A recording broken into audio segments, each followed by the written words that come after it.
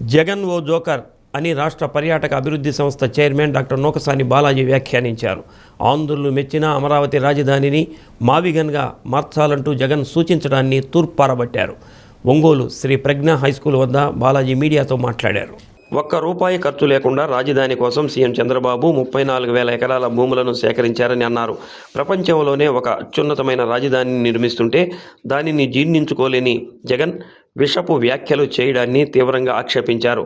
జగన్ చర్యల కారణంగా ప్రజలు 11కి పరిమితం చేసిన ఆయన మైండ్ సెట్ మారలేదని నూకసాని బాలాజీ వ్యాఖ్యానించారు.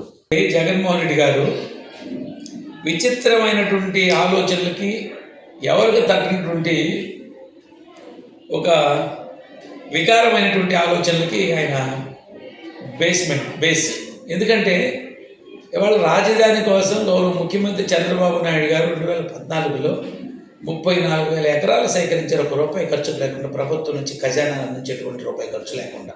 ప్రపంచంలోనే లేదా భారతదేశంలోనే ఒక అత్యున్నతమైన ఆలోచనతో గౌరవ ముఖ్యమంత్రి చంద్రబాబు నాయుడు చేస్తే 2019-24 మధ్య సర్వనాశనం జగన్మోహన్ రెడ్డి గారు కేంద్రానికి రాజధానిలో ఉందో రాష్ట్రానికి కూడా రాజధాని ఏర్పరచుకొని అక్కడి నుంచి సచివాలయాలు, అక్కడి నుంచి అసెంబ్లీలు, అక్కడి నుంచి కౌన్సిల్స్, అక్కడి నుంచి మొత్తం వ్యవస్థ నడుపుకోవడానికి ఏర్పరచారు.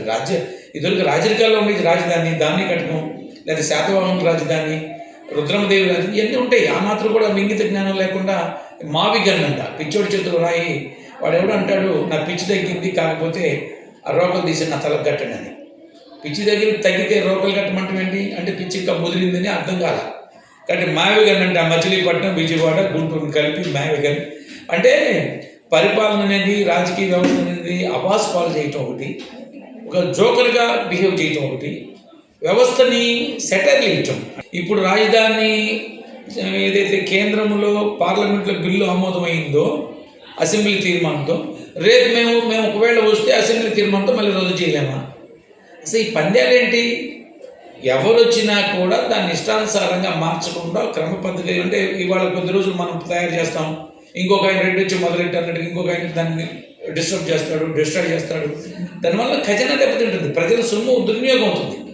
కాబట్టి ఇవాళ అసెంబ్లీ తీర్మానంతో పార్లమెంట్లో బిల్ అయింది, రేపు ఇంకొకరు వచ్చేసి మేము చేయొచ్చు కదా అనేటువంటి వికృత వికార ఒక డిస్ట్రాక్షన్ నేచర్ కలిగినటువంటి జగన్మోహన్ రెడ్డి గారు తన వైఖరి ఇంకా మార్చుకోలేదు.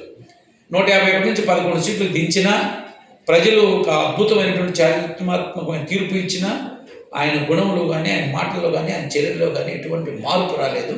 ఇలాంటి వికృత స్వభావం కలిగిన వ్యక్తులు పరిపాలనకు అనర్హులు.